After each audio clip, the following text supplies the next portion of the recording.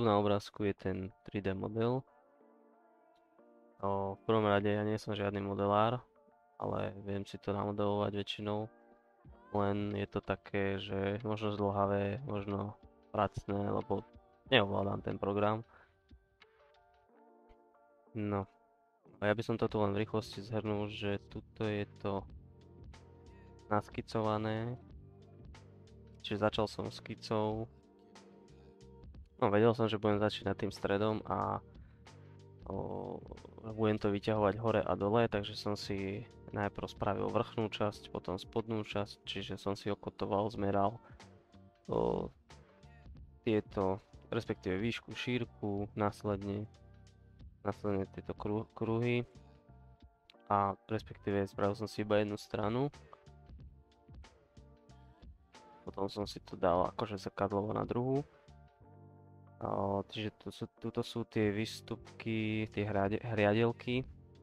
No a vlastne ukážem to, jak to vzniklo. Čiže som si vysunul najprv túto základňu, potom som si vysunul tie hriadelky a potom druhú stranu.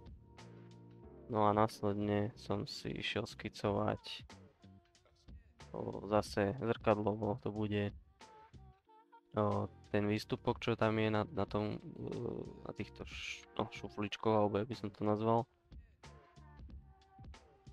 Tie som si samozrejme vytiahol a potom som skosil tie hriadely a vlastne už som dorobil také dizajnové práce, schovám tieto skice. No a ešte, aby som nezabudol, tak jednu skicu, a to je táto, lebo mi neslo tak pekne skosiť, tak som si ju navrhol z boku a potom som to len jednoducho takto vytiahol preč. Takže úplne jednoduché modelovanie behom pár minút, no do pol hodinky aj s meraním.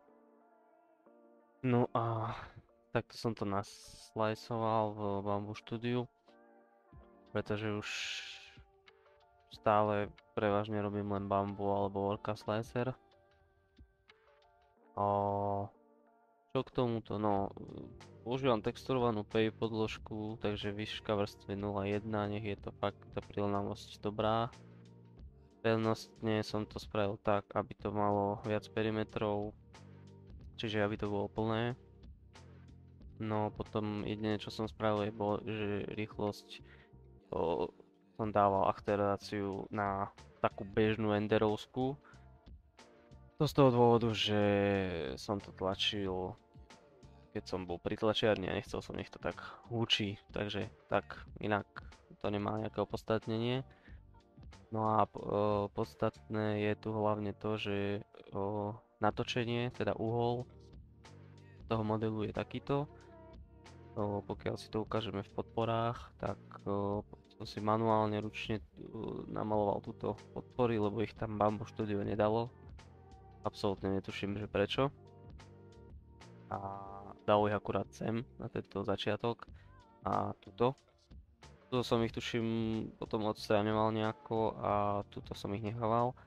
Takže som to spravil tak, aby to malo teda čo najviac perimetrov a ten valček už nemusí byť asi až taký pevný z toho dôvodu, že tá pevnosť je tam zaistená tak, že je to v tom 45 stupňovom uhle. Keby to tlačím takto, tak to musím dávať podpory všade. Nechcem to rozdeľovať, aby to nebolo ešte v horšej kvalite. Keby som to rozdeľoval takto, že tie valčeky odstrihnem a potom to lepím alebo tam dám nejakú zarážku, tak mohlo by to zniesť niečo, ale táto stena potiaľ to je veľmi tenká, aby som tam dával nejaký klín alebo niečo. Takže myslím si, že toto je lepšie riešenie, hlavne je to bezstarostné, bezpracné, nič sa tam nelepí, nič sa tam nespája, neletuje, nezvára, proste takto to vyjde, odstránim support, ide to preč. Čiže takto som to spravil a dajte vedieť, čo si o to myslíte, no. Takže takto sa zatlačilo na tú podložku. Teraz sa to možno trošku leskne, ale Takto sú nastavené supporty a vlastne aj celý raft, aby to držalo. A musím to teraz odlepiť.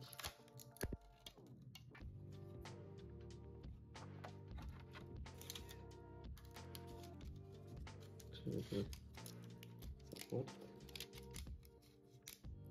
Ďalší.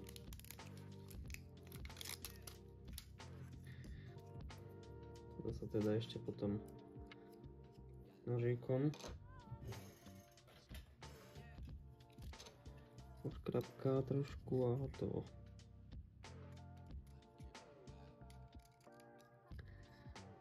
Takto.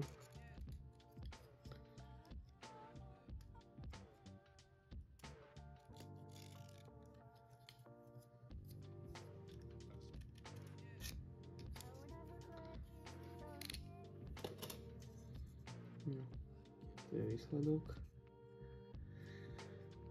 A vlastne